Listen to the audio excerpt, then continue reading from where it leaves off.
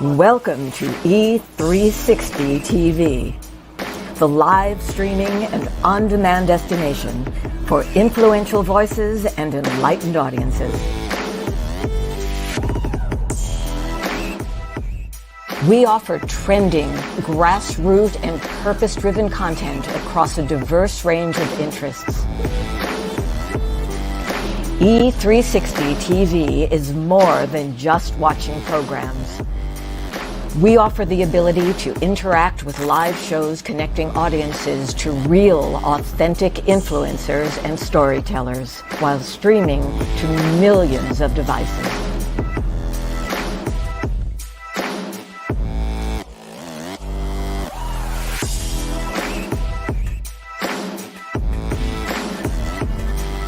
Real experiences. Raw conversations.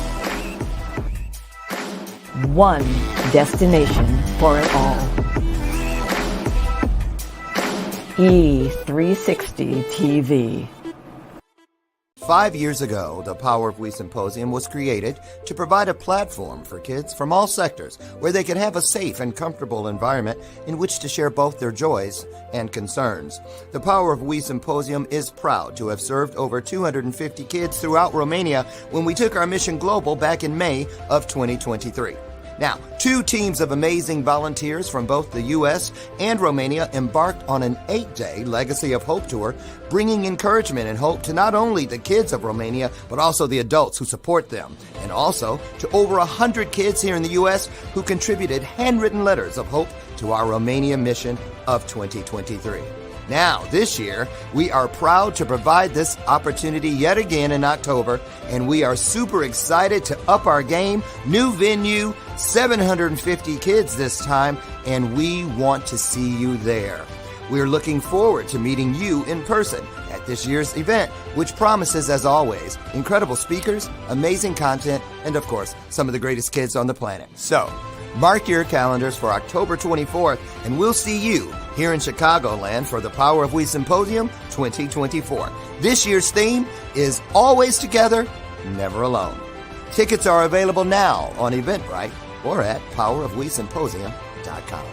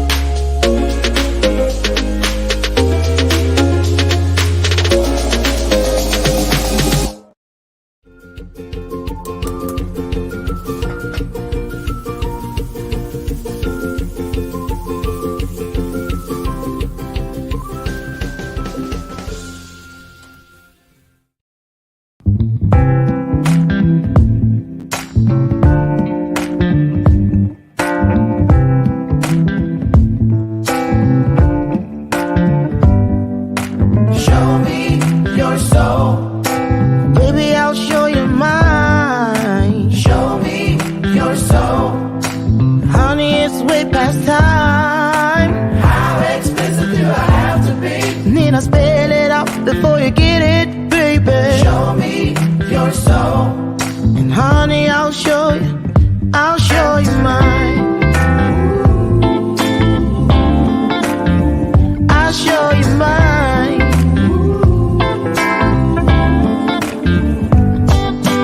Oh, I'm standing right here holding up a sign, shamelessly displaying my state of mind. But you walk right past me, pretending like you don't see what's yours for the taking tonight. Hey, hold on, y'all. I'm doing something. There. Woo! Wait. What in the world? Wait a minute. I'm going to just, hold on. Is this the one? Let me see. That's playing. Oh, it's behind schedule. Okay. First of all, y'all know I was here yesterday. Then I had to cancel my whole day because I had my wisdom tooth pulled on Monday. They should outlaw that for people over 50. I am not kidding you. Lord, I was in the chair. My leg, I was way up I was going crazy. Oh my goodness. So anyway, yesterday, the meds and all that, I'm still a little, you can tell I'm trying to talk on one side of my mouth. So I canceled my day. So I'm here today, all these technical difficulties, but I'm going to tell you what I know about this. Whenever a bunch of things get in the way, trying to make it like, oh, this went wrong, that nothing went wrong. This is what you do, because I'm doing it right now. What could be so wonderful that all of these things that don't serve me are trying to get in the way of what we're doing here?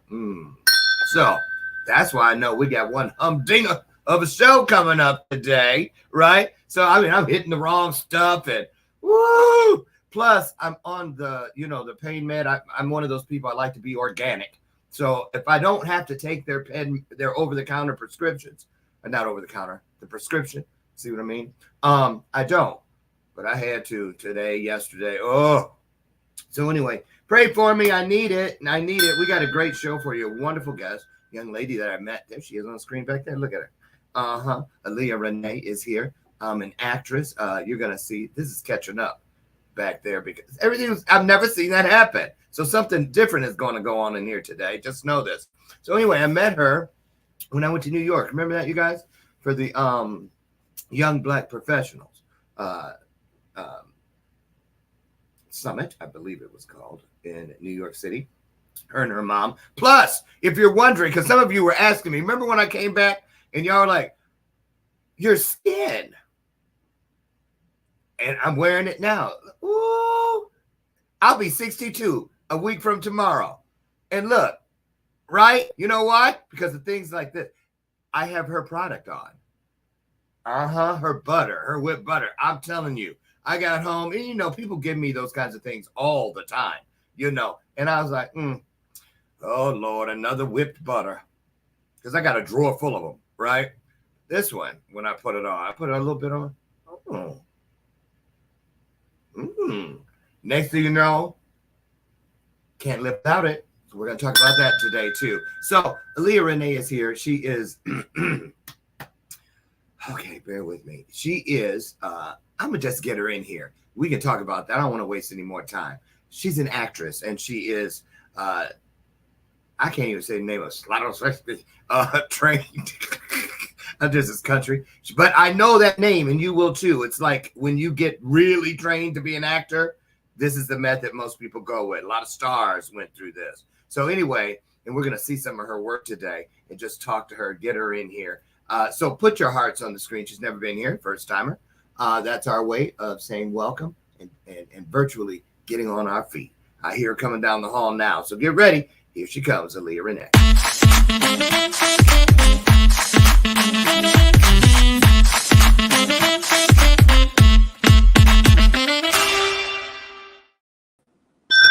Hey everyone. Good morning. Good morning. How are you doing today? Well, I'm on one, and Yes. and I'm on, what's it called? Some kind of pain thing. So if you're talking and you see me just get up and start dancing around, go with it. Just go with it. That's all. I'll go with it. Just go with it. How are you? And how's your wonderful, beautiful mother? We're all doing great. She's doing great. She's not here today, but she's doing good. Where's she at? She's out at work currently. Oh, she'll get the replay, I hope. Yes. Yes. So listen, here's what I like to do, Alehia. Yes. To get started is am I saying it correctly? Yes. Oh, yeah. Okay, okay. Because it's spelled different than Alehia. Yes. So I'm gonna dip out for 60 seconds and let you just introduce yourself and pour into the audience and let them know, what if I read a resume or a brief bio, what would it have said? But just whatever's on your heart today, and then I'll come back in and we'll get started. Okay, all you take it away. Okay. Hey everyone, I hope you all are doing great today. My name is Alehia Renee and I am a trained actor. I have studied, I got my associate's degree from Kingsborough Community College. I don't know if anybody's from New York or from Brooklyn, but if you're from Brooklyn, shout out to Brooklyn. And there I studied and I had gotten an associate's degree, and that's where I did my first training. Currently, I am training at the Woodie King Jr.'s NFT, which is National Federal Theater. So I got training there, and right now I'm on a small break, but we'll be returning in the fall. And I also go to Louis Stansu's acting studio as well. And that's where I'm trained too. So I have a couple of different trainings. And right now I'm also studying with Miss Twinkie Beard. She is a phenomenal casting director and just a sweetheart. I love her. And she's also teaching me some things. So I got a lot of great teachers in my life. And yeah, I'm excited to talk to everyone today and for you guys to hear more about me. Okay. So let me ask you something. How old are you? I am 29. You are? I am. Oh my goodness, I thought you were like 19. No, that's that Alehia Renee product. I know that's right. I'm really 30. I'm just kidding. All right. The way this is working, this is probably going to get into that. But I'm tell you something for real. And I have a family member who remember when we were there, I told you, I have a niece who does this. Yes. Remember I told you her stuff melted in the mail and all that, yes. Right? Mm-hmm. But I'm telling you, even when it didn't melt, I'm not, nothing against you, Cynthia, but I am not kidding you. I've tried probably 15, 16, 17 of those whipped butters for people because everybody think they can do it. But yours, girl, I'm not kidding you. It doesn't feel greasy. It just sits there. It stays there. Yeah. I feel, you know what I'm saying? Like 5 hours from now, it'll look the same. It'll feel the same. Mm-hmm. It's really, we're going to talk about that. But I wanted to, let's start with this. You're 29 years old. 29. You getting near you got a boyfriend? No. Oh, you're all, I knew it because you're concentrated and focused on your career. 29. What are your goals? What age were you when you decided to be an actor? Wow, I would say it's always been something on my heart. It's something that I know God put in me to do. So for as long as I can remember, I always wanted to be an actor. Really? Yeah. Like in high school and stuff you performed? In high school, yep. In high school, I didn't go to a performing arts high school, but whenever they would have shows or do little things, I'll participate in that. Or I know I had signed up for an agency. I don't think it was legit. So it's like, but I was out there trying to hustle and move and make movements. And yeah, even in high school. So you're in New York City proper. How have you been there all your life? Brooklyn? Brooklyn all my life, yes. Okay, man, I got a Brooklyn sweatsuit my foster father gave me for Christmas sitting right upstairs. I could have put it on today. So let me ask you, this is a very tough road as far as competition, and a lot of it is just being in the right place at the right time, and you have to really be committed because it may take years, but it takes one time to change your life. So let me ask you this: how many performances have you had? How many different characters have you played in your entire life? I know I've never asked you that. No one's ever asked me that. I don't know the exact number off the top of my head. More than 10? I would say. What was your favorite? Okay, Here's a good one. Tell us about your juiciest role so far. The one where you were like, you couldn't sleep. It's like, Lord, please let me get this role. It's made for me. It's made for me. Let me get this role. And then you got it. What role was that? So I would say it's two. So one would be, and it really wasn't let me get this role because it was something that I wrote. So it was when I was in college, our professor, he had us write a one-person show. So I did that. And that is, of course, my baby because it came directly from me. And then after college, I did perform it again and put on a show, and people came out. And one of my other professors, they saw it, and they was doing an off-Broadway showcase, and they picked up the show to be in their off-Broadway showcase. So that was really exciting. And then another role that really touched my heart that I did audition for and get, it was another play, a production called Linden Park, and it was produced by Rooted Theater Company. We're going to see a clip from that here in a bit. So very excited to show that and share it with you all out there. So okay, what lane? Do you have a specific lane? Like some people are theater people. Some people want to get into television. Some people want to get into television and then segue into movies. Some people want to do it all.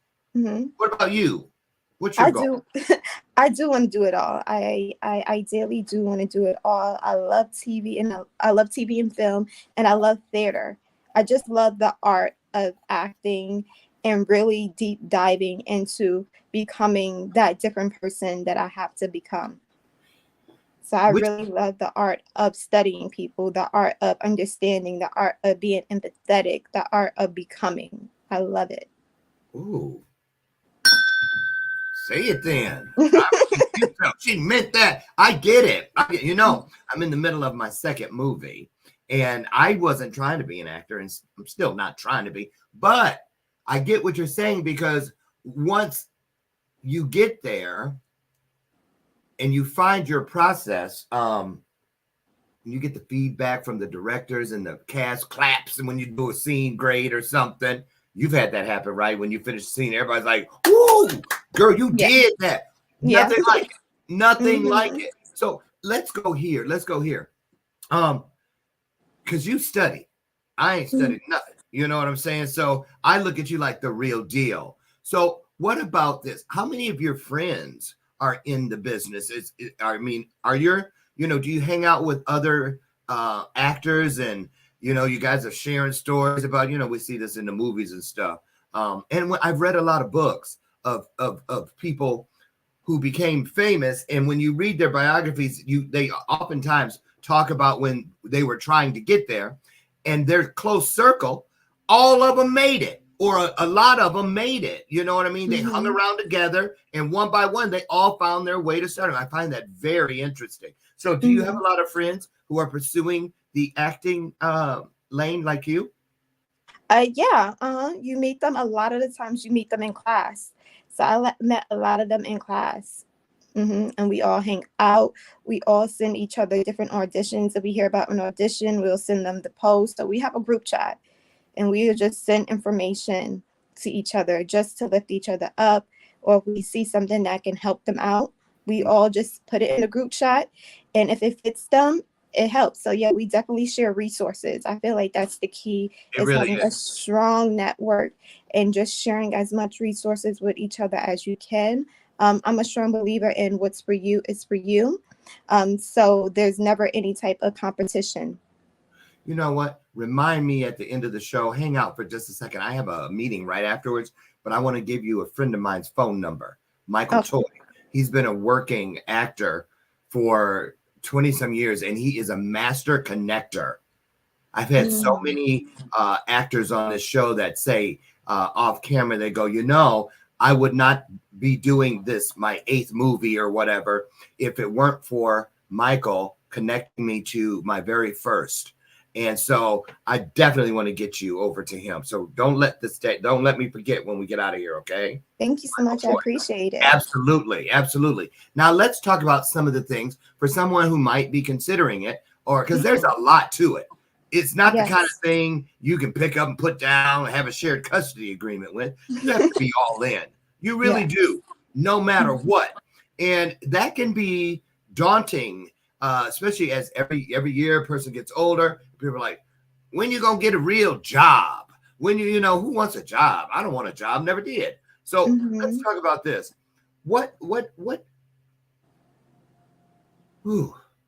How do you deal with rejection?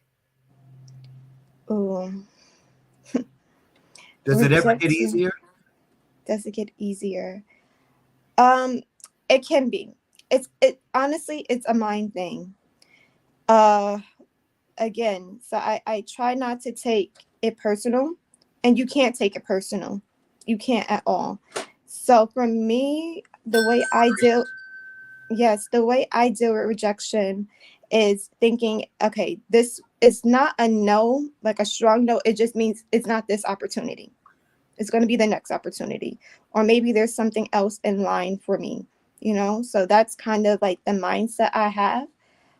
But also like just growing up, being bullied and different things like that, it also teaches you how to handle rejection. So like going into this industry, it's like it doesn't even really hurt that much because it doesn't feel personal.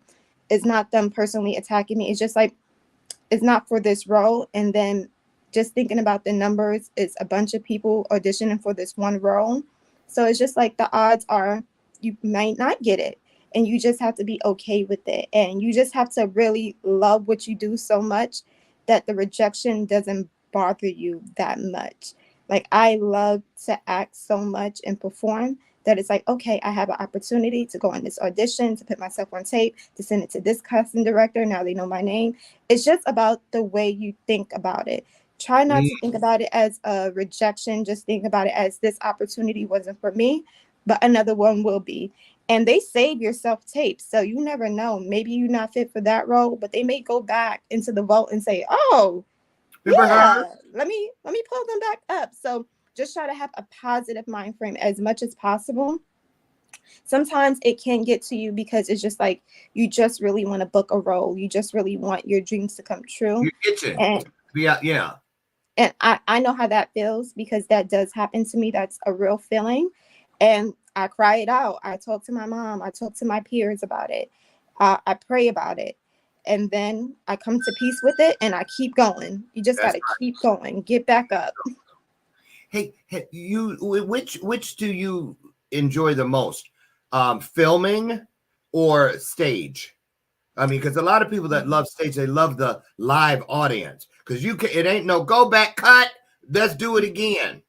And I've done stage. That's what I started it with, like in high school and stuff. And I'd be nervous because you mess up. It's right out there in front of everybody. So which one of those do you prefer? That's a great question. I really don't have a preference because they're both so different. So I really just love both.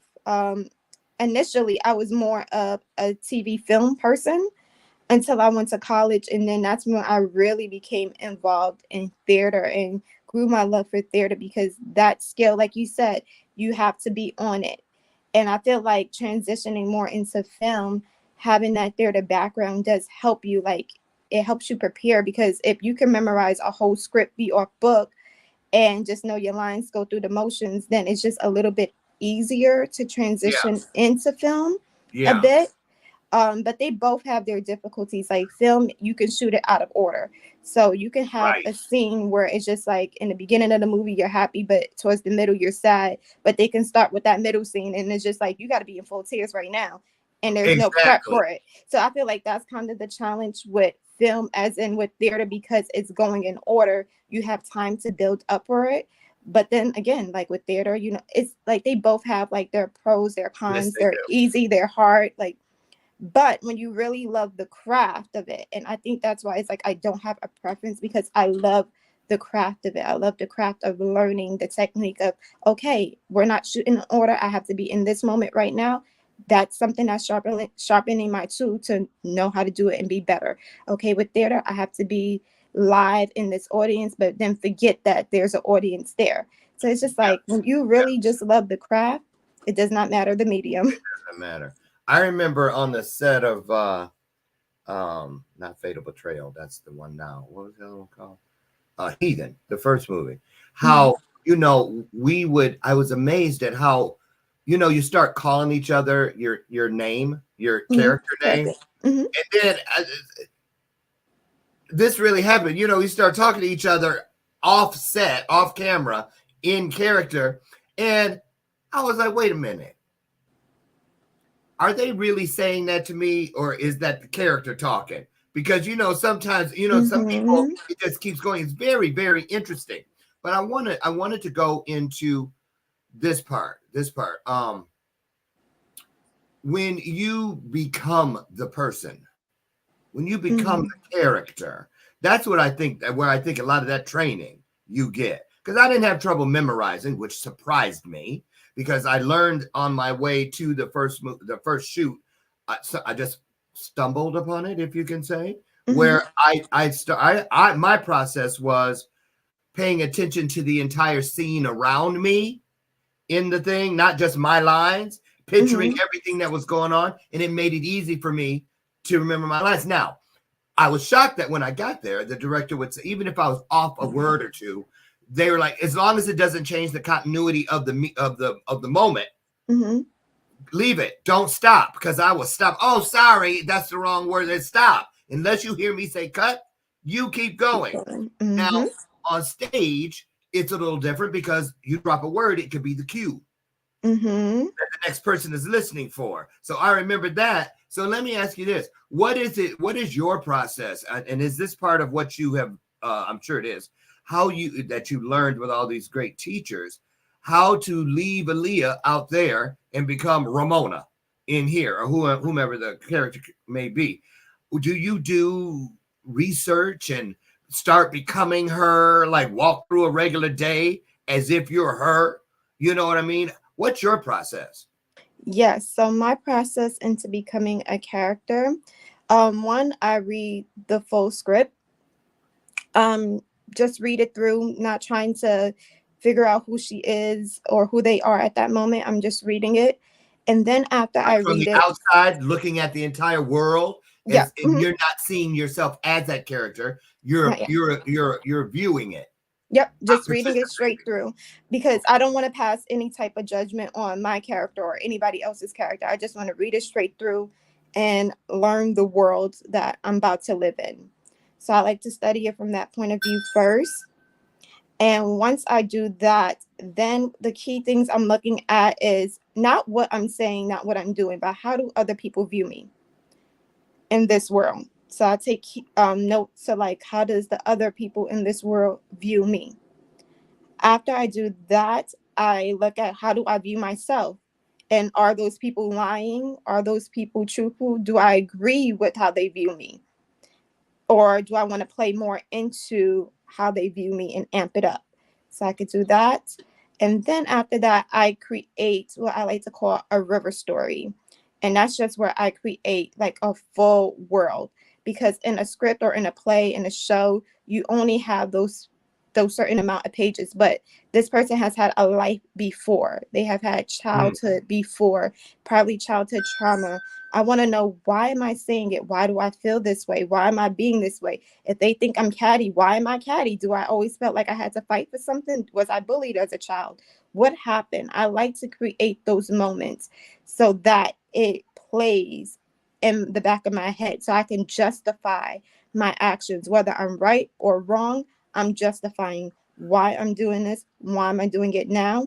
Yeah. And it's based on building up that backstory, because this person has had a full life. They're a human being, just like we had a full life prior to this moment that brought us here. That character also has had a full life. So I like to think about what that person's full life is and how I interact with these people in the story and what was our connection prior to the starting part of the story.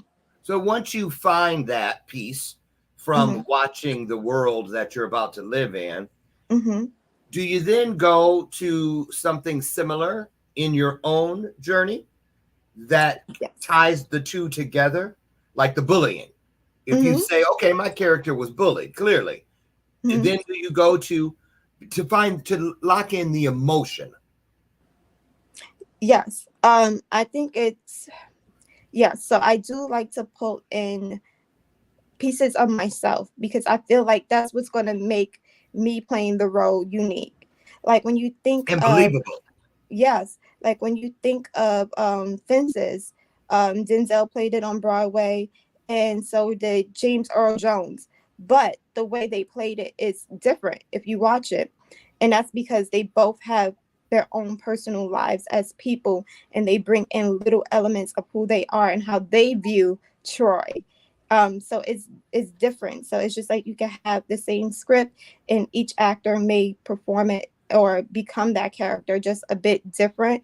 And I think that's what's going to help you stand out, especially if you're auditioning, because at the end of the day, the script is just the words, but they want to see something that makes this character believable, something that makes them unique.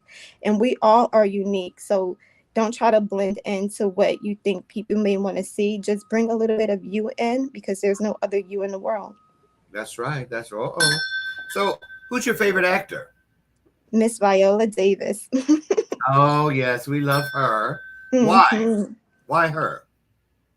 So for Miss Viola Davis, the reason why she's my favorite actor is not just because of who she is on screen, it's also who she is off screen. Uh-oh. Her energy is just so bright, so radiant. The way she speaks to people, the way she encourages people. I follow her on Instagram and I see a lot of her motivational Mondays.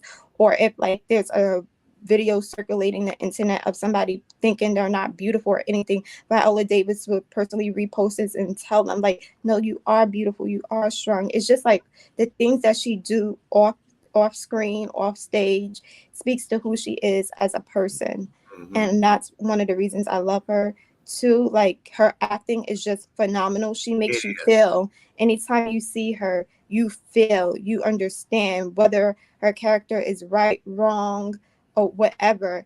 You feel her and you're like, girl, yes, you had to do that. We understand. Like she justifies each action that she makes as her character that she has become. What's your favorite role that she has played? So I know what mine is. I really did love her in How to Get Away with Murder, because that was like a full series. So we got to see Oh, a the lot of her. TV show? Yeah. Yeah, we got to see a lot of her range and How to Get Away with Murder. But I would say it Antoine Fisher. I love studying that scene because she didn't have any lines in this particular scene that I'm thinking about. And but you see all the emotions all over her face. Her Uh-huh. face are the lines. You can You know what? see a story happening, and that is just like, She's whoo, amazing. Yeah. And yes. I love that she's socially in it. When she speaks out about the unfairness of pay and this and her, the white peers who went to Yale and this and the other, and why she gets paid. But let me tell you my favorite role, The Help. And not Yes. and I'm gonna tell you why. Because I kept going, how is she doing that? Walking, making me feel the weight of all the servants, all the slaves, all the I'm tired, the walk she had going to the bus stops, or I'll walk home and stuff. You know why? Because my mom cleaned houses. And I remember, and I go with her sometimes, and I remember the difference about, when it'd be the start of the day or the start of the week, and how she walked differently at the end of the week, because she had 2-3 jobs besides just cleaning houses. Yeah. And man, it took me back. I thought that, so there's so many things, because there are physical actors who are good with, they're Dick Van Dyke, you know what I mean? People that can fall and do all these things. And she has that too. So I love that. But what about this? How does it make you feel? And don't lie, because I already know we all see it. You can turn on the TV or watch a movie, and you can see lots of people who you go, what in the world? How in the world did they get, in other words, bad acting?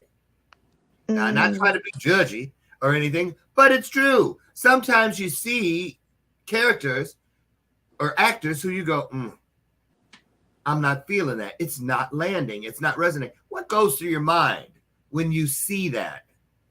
Well, luckily, I feel like I haven't really seen much of it. Really? I really watch good shows and good movies, so I really don't see the bad ones. Okay. All right, let me just go there because we were watching it just last night. My husband and I were watching The Shy. And he Okay. was like, that kid and that one, they just don't stand up to that one and like that one and that one. And I was like, well, honey, is it because they're different characters or maybe they're playing it like that? He goes, no, it's not believable to me. It's just not believable. Now, there's that aspect, but then there's also the aspect when they cast people who aren't believable, like a couple where you can't see, for instance, do you watch The Shy? I don't. Mm-mm. You haven't. Okay. I haven't watched it yet. Mm-mm. There's Lynn Whitfield is in there. And her love interest in here is a kid from one of those sitcoms that I don't remember his name. But anyway, but when we see them, it almost feels like mother-son. You see what I mean? Like they're not balanced or something. What about, have you ever been paired with someone that made your job even more difficult? Maybe from sometimes things can start out difficult. There's been a situation where it started out difficult. However, the more we came together, the more we study, and the more I learned how that person liked to study and like to get in character, it made it easier. So it's kind of like you kind of have to pivot a bit. And when you do that, then it's like, okay, now we're in the zone. We found that happy medium. Right. So like it has happened before where it was difficult in the beginning, but I just needed to honestly just redirect things and just switch like my mindset of, instead of just going into, oh my goodness, this is really difficult. How are we going to make this look believable? I just switched it and just started to see like, okay, this is how this person likes to work. Right. This is how this person likes to feel comfortable. And I just dived more into that aspect and to like make them feel comfortable, make them feel like supported, like we're in this together. Like I got your back. We're a team on this. And then that's when everything started to flow. Perfect. And everything. Yeah. Perfect. Okay. So you got to be flexible. You got to be open. And you have to be willing to, like you said, pivot. To make it work. Okay. And sometimes it's not always the other person, just like in real life. Sometimes we need to bend a little. Yeah, you have to leave the ego at the door. That's like the big thing, because it's just like you can feel like, well, I'm not doing anything wrong, or this person is doing all of that. And that may be very well true, but to me, it's the bigger picture. The bigger picture is that we have a performance to do. So while I may feel I'm in the right, it's like, I don't really care about that. I care about how this performance is going to go. I care about it being believable. I care about touching people. I care about them feeling things when they come and they see the performance. I care about the bigger picture. So it's like, whatever I have to do to make this work, I'm going to do it. I hear you. We're going to watch the clip. Can you set it up for us? The Linden Park? Am I able to set it up, you said? Yeah, can you set it up? Tell us about what we're about to see. Yes. So the scene that I sent over is Linden Park. Linden Park, yes. So basically the show deals with basically a couple that lost their son due to police violence. And my character, I am a mother, and my son is best friends with the person who was killed. So right now in this scene, what you're about to see is my son, he recently ran off from me, and the police officer, he is still there, but I didn't know he was the police officer from that specific trial that my son testified at. So it's just about dealing with those traumas of how do you deal with grief after you lose a child, and how do you protect your only child from going down the same path. Same path, because is Linden Park a real place? It is. Is it in New York? It is. It's in Brooklyn. Okay. Oh, okay. All right. Let's. There you are, Gloria. Gloria. This is Officer Edwards. The officer from the trial. I told you it was a mistake asking you to be here. Wait, so you asked him to come here and do what? I thought this would be good for the community and Will too. And Will? I don't know. This thing just seems to be happening to everybody. This feeling of not knowing what to do or where to go from here. I thought having Officer Edwards here and him wanting to be forgiven and to bring clarity to what happened would be good for the community to help us move on. How could you be that? This man stood by and watched your son get murdered. Have you lost your damn mind? Come on now, Gloria. No. We're all just trying to figure this out day by day, and some days we don't know what to do. And I figured you would understand how hard it could be with having such a hard time with Will. Don't you dare bring my son into this. I'm just saying, Gloria, that we all need to come together. We're like a family. Will needs all of us. Shut up. And that's not you. I'm gonna tell you for the last time. Stay away from my son. Ooh. I forgot we were here Yes. for a second. And I know, I'm gonna just tell you, I mean that. I forgot we were here, that we were doing, I was watching. I started to reach for some popcorn, but but and I'm gonna tell you why that is so important. The work Yes. takes the audience. It's like it grabs us and pulls us inside. I have been listening to one time I was listening to myself on a podcast in the car and forgot it was me, and was going, man, say that then. You're so right. This and I was like, oh my God, that's me. I'm talking about me to me. How weird is that? But then let me ask you, does that ever happen with you where you're watching yourself and it's not you, you're watching the character? Yeah. Like an out-of-body experience. Yeah, especially with this one because I'm not a mom at all. I have no kids. So it kind of is definitely watching somebody else's experience in a way. Yeah. But yeah, go ahead. But it's in a way, it's like she does live inside of me. Like I had to really put myself into like what it feels to lose. Even though I don't have kids, I know what it feels like to lose and to want to protect something and to want to pull something and to not want to lose things and to not want to be hurt. And then you just dive into those feelings. And that's kind of what I had to do to get there. Absolutely. One of the things I found unexpectedly that I love about the acting thing is that through the characters, I actually learned something I didn't know about myself. Mm. And I did not expect that. Has that ever happened to you? Yeah, you can definitely find pieces of yourself that makes you think. Because when you start to become that person, it's kind of like, do I also think this way? Am I finding out things about myself?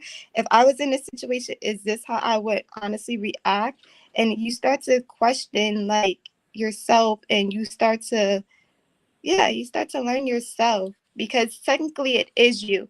It's just you if you were in these circumstances. So what about long scenes and long monologues and stuff? Memorization. Mm-hmm. Is that part of the teaching technique from all the studying you've done?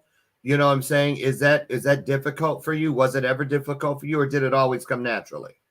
It's not difficult. I feel like when I'm connected, it's easy. It's flowing because I'm saying it for a reason. So I just have that reasoning as to why I'm saying these things in the back of my mind. And that makes it easier to remember. Okay. This hour has flown by. We've got 10 minutes. So let's go into this. Any current projects? Currently, I do have actually a meeting today about a film that I'm going to be in. So I'm really excited about that. So we're going to go over the script together and just expand on the who the character is a bit. So we're going to be talking about that. Congratulations. Thank you. Can you at least say the name of the project or no? Not at the moment. Yeah, I know how that is, that gag order. Mhm. So what about auditions? Do you have an agent? Do you do it yourself? And shed a little light on that for someone who might be watching and wonders how to get started. I don't have any training. I have the desire. I don't even know where to begin. What do you So say? for the first part is I don't have an agent. I do a lot of my self submission. Like we were talking about earlier, a lot of it is through networking. So with the project I'm currently on, I met him through one of my acting friends. And we did a project together with one of my acting friends, and he was the director on it.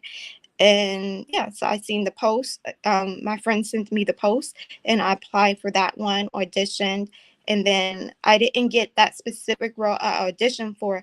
I got another role that he thought I'll be good for. So again, like sometimes when you audition, a no is not necessarily a no. It's just not for this particular one.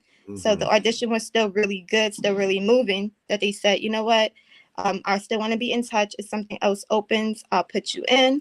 And then something else did open, and that's what I'm going to meet about today. Then the next part of the question is, how do you get started, right? So definitely to get started, I say class is going to be a number one your best friend if you don't have any connections, because again, that's where you're going to start to build your community. That's when you're going to meet people. Sometimes your acting coach or acting teacher may know people too. Sometimes your fellow classmates may know people, or you can group up together and create something. And if you create something and you put it online, put it on YouTube, put it on Instagram, put it on TikTok, put it somewhere, you never know who may see it. And that's a good way to also build up your reel, because you want a good reel that you can submit to an agent if you want to start applying to an agent. But a lot of agents, they want to see that you have either you have some type of training or that you have a good body of work. So I would say start with classes. From classes, start to connect with people and build up your circle, because they may have a lot of information to pass on to you, to share with you, so that you can learn, so that you can book jobs and audition and meet more people. Get a good headshot. This way you can market yourself, so you can submit yourself on websites such as Actors Access, which is Breakdown Services, Backstage.com, Central Casting, things like that. And that's how I would say you That's can. how you do it. So you guys, we're going to give you a little peek. Where is it? Hold on. A little peek. I want to, wait a minute. I have something. Let me see how I want to do it. Hold on. Yeah, take a look. Like Alehia was just talking about a reel. And so we're going to give you an idea of what that looks like. Take a look. Renee, I am 5'5", and I am currently located and based in New York City.